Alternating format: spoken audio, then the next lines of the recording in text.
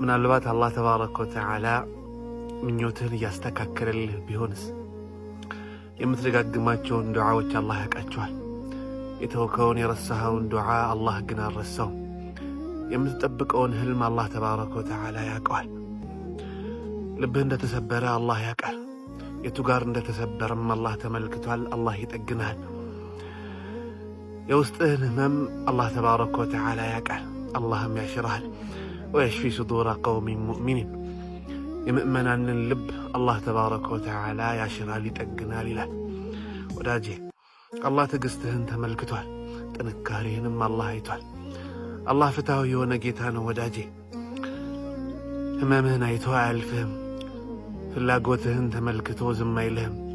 ዱዓህንም ሰምቶ አላህ ሳይመልስልህ አይቀርም። ሁሉም የጊዜ ጉዳይ ነው እንጂ አላህ ሁሉንም ነገር ያደርግልሃል። ወዳጄ ታግሰህ ጠብቅ። በጌታ ላይ ተመካ። አላህን ተባረከ ወተዓላን እመነው። ወዳጄ አላህ ፍትሃዊ የሆነ ጌታ ነው። ይሰጥሃል፣ ያስደስትሃል። አላህ ያስደስታቸው።